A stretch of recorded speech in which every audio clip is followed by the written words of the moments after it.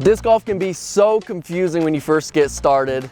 There's so many discs to choose from, and do they really fly different from one another? Well, the answer is yes, and it's important to know what you're buying when you go to infinitedisc.com and buy all your discs. Right there. So let's break it down. Disc golf discs are divided into 4 different categories, which are putters, mid-ranges, fairway drivers, and distance drivers. But within those categories are overstable, understable, and neutral or stable discs. But we're gonna take a look at what all those do out on the disc golf course. And then at the end of the video, we'll take a deep dive into what you should be looking for on your disc when you're picking them out. Also, we're gonna be doing a little bit of a challenge giveaway at the end of the video, so stick around for that. Now, before we get into it, for all you lefties out there, everything we're gonna be talking about with flight characteristics is gonna be right hand, backhand, the way the disc moves. But if you're a lefty, just uno reverse everything that I'm talking about, and it's gonna have the exact opposite flight characteristics with the flight path. Now let's start with overstable discs. Overstable discs are extremely reliable discs. They're gonna do the exact same thing almost every time you throw them, no matter what the wind is, and they're great for pinpoint accuracy because they wanna get to the ground as fast as possible. They don't go very far. They just wanna attack and get to the ground. Once you throw it on a backhand, it's gonna wanna go to the left and it's gonna wanna get to the ground. That means this disc is gonna be very reliable and perfect for pinpoint accuracy. So on this shot, I've got this triple mando that I have to go in between, and I don't wanna push too long. I want it to finish left into the mando. So I'm gonna throw an overstable disc at the right side and let it fade into the left, into the middle. Also, quick side note, overstable discs are really good for forehands when you're throwing it like this instead of like this. Let's make the shot. See, I threw it out flat and it tilted and just wanted to get to the ground. It's a great example of an overstable disc. Now on the flip side of things, flippy discs or understable discs are gonna wanna stay in the air a lot longer. They're gonna wanna turn, glide out, and typically you could throw them a little bit further, but not as much reliability. Now when an understable disc is thrown on a backhand, it's gonna wanna slowly turn to the right. These shots are great for maneuvering around trees like this one behind me, or even max distance shots. So on this hole, I'm trying to go out, start it left, have the understable disc, move to the right to get to the basket. Oh, that's pretty good. Nice. I want to try one more though. This shot's fun. Keep this one in the air a little longer. Move to the right. Woo. Now we're talking neutral discs or stable discs. We want a disc that you can hit a gap and it's not going to move much right, not going to move much left, but it's going to finish straight. Let's see if we can do this first try. I always hit these 2 trees right there, but we want a disc to go straight through there, hold it, slide all the way, not finish too hard.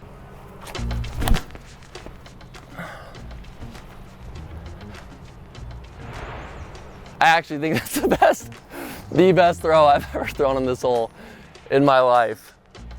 Didn't go too much left, didn't go too much right. I did that in reverse, but you get the point. You want a disc to go straight, that's gonna be your stable disc. Now that you got a basic understanding of what an overstable and an understable disc does, let's jump into some flight numbers in a little bit more detail. Let's just get into it. All right, we're gonna get a little fancy here. So I had my 3-year-old niece draw this up for me. Just kidding, it was me. I'm not the greatest artist. I got a jet for speed, got a parachute for glide, got a couple flight numbers. And if you can tell me what disc these flight numbers go to, because they do go to a disc, and there's a ton of disc golf companies that have a disc with those flight numbers, but if you could tell me what disc that is, we'll give it away. How about that? I'm feeling generous today. But listen, if somebody tries to scam you and send you a link to go to, do not click on it, please. This happens every time. I'm watching you scammers. Instead, I'll shoot you over an email in the comments, email me, and I'll get you whatever disc this is. Little mystery. We're having fun, feeling generous. Let's go. All right, let's dive into some flight numbers. So when you're picking out a disc, each disc is gonna have 4 flight numbers. I want you to worry about 3 of them. First one is speed. And what the speed of the disc is how fast the disc needs to go for these numbers to act like they're supposed to. And so for a 7 speed, you're gonna have to throw it up to 7 speed.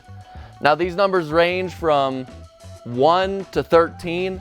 The lower numbers are going to be your putters and mid-ranges, so like a 2 is a great putter, and then a 13 is going to be your high-speed drivers. But for beginners, I suggest staying around 7 or 9, which is a fairway driver, but you'll be able to throw it fast enough to get these flight characteristics.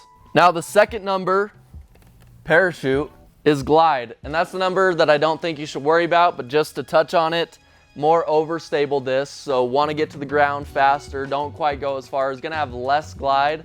The more flippy disc, you're going to be able to flip up and ride, and it's going to glide out a little bit more.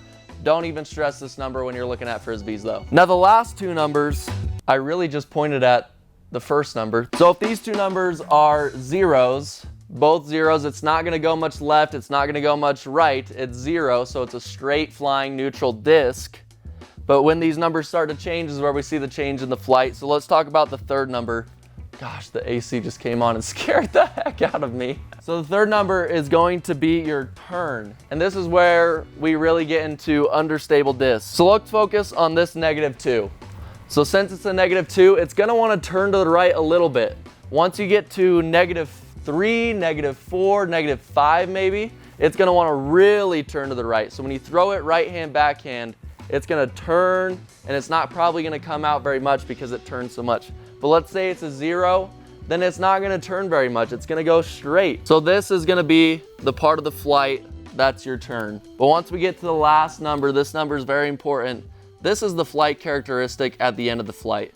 This is your fade. So the fade is the disc fading out to the ground. And the higher this number, the more it's gonna fade. So if it's a 0, it's not gonna fade very much. When it's falling to the ground, it's gonna keep going forward. But if it's a 3, 4, it's gonna wanna dig into the ground, and that's gonna be your overstable discs. Third number is super negative. That's gonna be your understable discs. And when this fourth number is high, like a 4, then it's gonna be an overstable disc because it's wanting to get to the ground. It doesn't have much glide, and it's just gonna wanna dump on you. Is dumping like a term that's used outside of disc golf anywhere? Like, do we even use dumping anywhere else? So make sure that you go guess which disc this is. Maybe go to infinitedisc.com. The link is gonna be in the bio. Try to find the disc that has these matching flight numbers. There's a bunch of them, so it might be a little hard. Whoever guesses it first, I'm gonna ship it to you, and you can go have some fun with it at the park.